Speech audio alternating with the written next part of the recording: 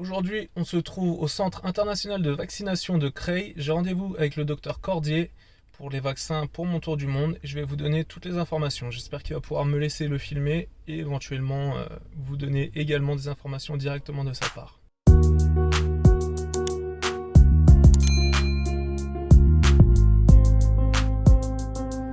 Donc le voyageur, en préambule déjà, le voyageur, il y a deux grands types de pathologies enfin il y en a plusieurs, mais ceux qui nous embêtent par rapport au microbe, c'est ceux qui sont liés aux moustiques, los mosquitos, et l'autre qui sont liés à l'alimentation.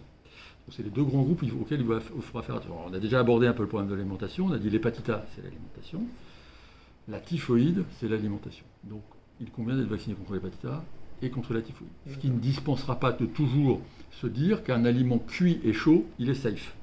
Quand c'est une crudité que je mange, je ne sais pas quelles mains l'ont manipulée, quelle eau a été utilisée pour la préparer, je m'en dispense. Tout ce qui est cru, on doit s'en méfier. Les jus dans la rue, ça peut être très appétissant, il fait chaud, il fait soif, on voit des jus de toutes les couleurs, ça vaut mieux éviter. Il y a un risque de choper d'autres microbes pour lesquels je ne peux pas vous protéger, il n'y a pas forcément de vaccin.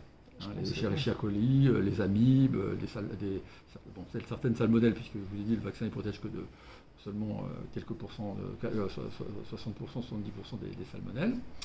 Donc, la deuxième problématique va être celle des maladies transmises par le moustique. Alors, pas trop quand vous allez être dans le nord du monde, puisque nous, le moustique, il nous faut une certaine chaleur pour nous enquiquiner.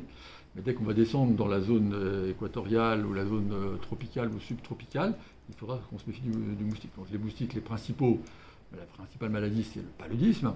Regardez sur votre carte, là, je vais vous montrer du paludisme sur la planète. Donc là, pour votre première partie, le palud ne va pas trop nous enquiquiner, puisque vous voyez que le palud se répartit de chaque côté de la zone ici, c'est l'équateur, et là en haut et en bas, il y a du risque de palud.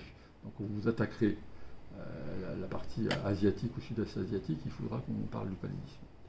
Maintenant, si je parle pareil des autres maladies transmises par les moustiques, il y a la fièvre jaune, vous avez entendu parler. Donc toute l'Afrique subsaharienne, il y a un risque de palud, et un risque de fièvre jaune, le risque de palud bien sûr, transmis aussi par un moustique, et dans la région amazonienne de l'Amérique du Sud. Et donc le dégradé de couleur, c'est le dégradé de couleur, c'est l'intensité, le risque. Alors, en fait, nous on dit on ne prend pas de risque, voilà, on fait un carré comme ça, là.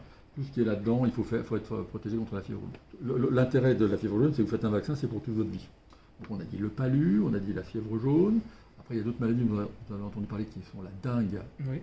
Et donc qui maintenant sévit dans et le chikungunya et le zika, qui sévissent dans toute la zone intertropicale. Là, vous voyez, il y a même moins de trous. Là, on va très largement avec des risques de dengue. Là, c'est pour la dengue, et pour le chikungunya, on est à peu près à la même recoupement. D'accord. Donc ça, dengue et chikungunya, on n'a aucun traitement. Ouais, le seul traitement, c'est pas se faire bouffer par les moustiques. Ouais. Donc il conviendra évidemment d'avoir des mesures de protection avec des mesures mécaniques tout simplement. C'est-à-dire déjà si je mets un vêtement entre le moustique et moi, il ne va pas me piquer directement.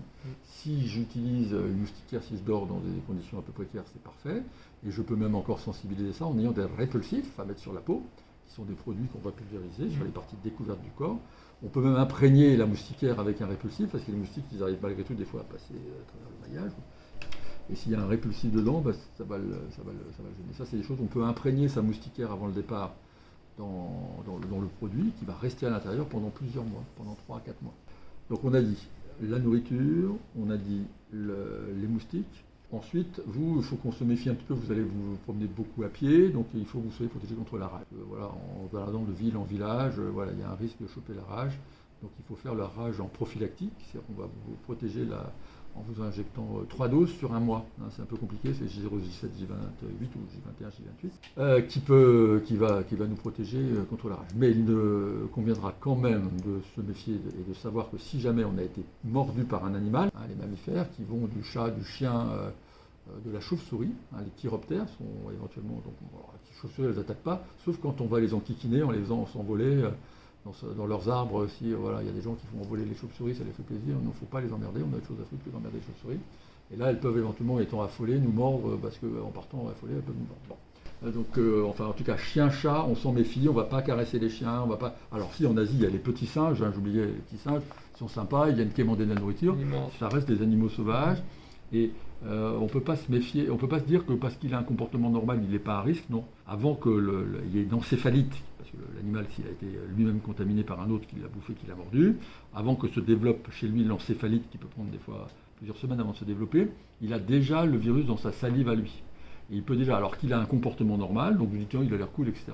Et s'il vous mord ou s'il vous lèche sur une plaie qui est ouverte chez vous, il peut vous transmettre le virus. Alors que son corps, évidemment, si on voit arriver un chien en bavant avec la langue qui sort et les oreilles, voilà, on dit celui-là, on s'en méfie un peu. Non, il peut avoir un comportement normal.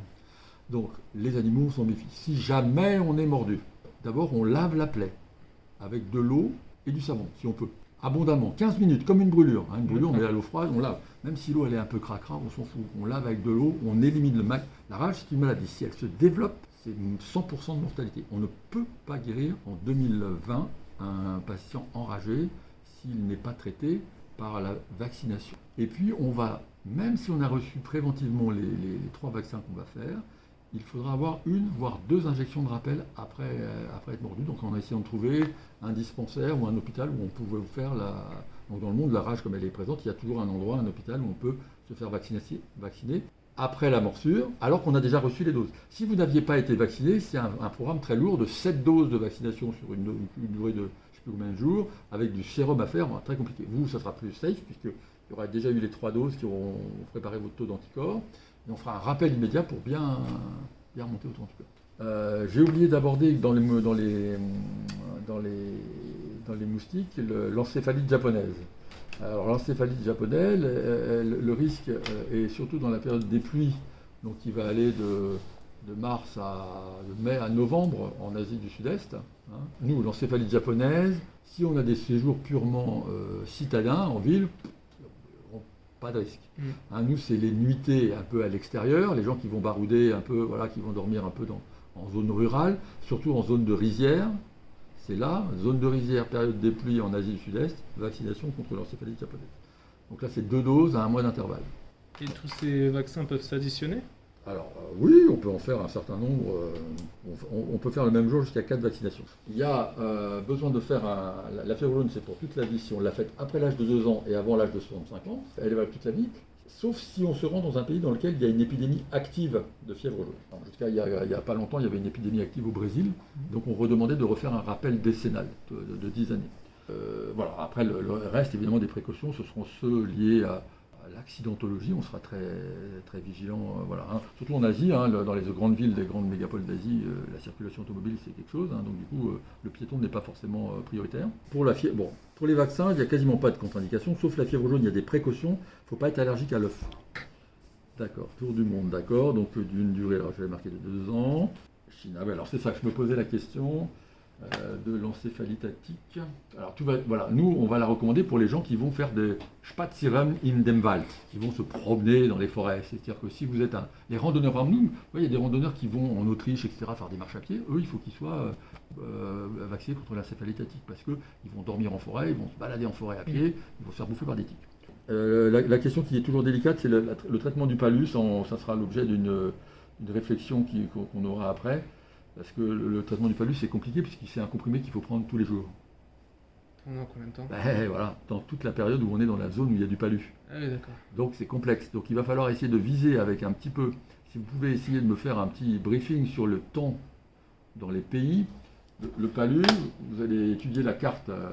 Vous irez sur le site, je le dis à la caméra, vous pouvez le relire, qui s'appelle Métis, M-E-T-I-S, en tapant donc Institut Pasteur de Lille, Métis.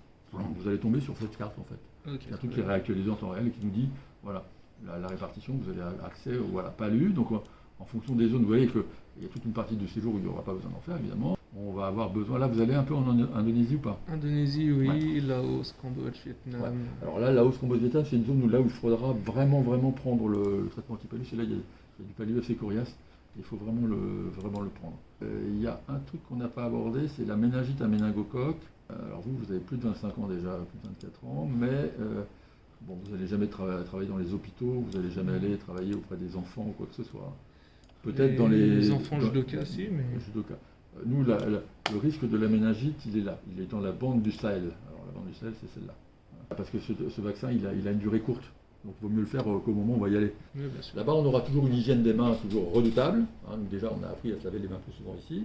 Il faudra d'autant plus le faire quand on est en zone où il fait chaud. On transpire, on a les mains moites, donc on collectionne plus les microbes que quand on a les mains sèches. On va utiliser les transports en commun, donc les transports en commun, ça nous expose aux microbes des autres. Donc toujours avoir des mains. Nous, ici, des fois, on oubliait de se laver les mains avant de passer à table, là-bas, ça sera obligé d'avoir un peu de gel hydroalcoolique ou de l'eau pour laver les mains. Ok. On prendra aussi grand soin du moindre petit bobo qui, en zone tropicale, va s'infecter à la vitesse de l'éclair. Un truc au pied, ça peut vous pourrir la vie. Hein. Ouais, je sais. Une cloque qui s'infecte et vous vous retrouvez avec un truc comme ça, obligé d'aller à l'hôpital, antibiotiques, machin, on marche plus pendant 15 jours.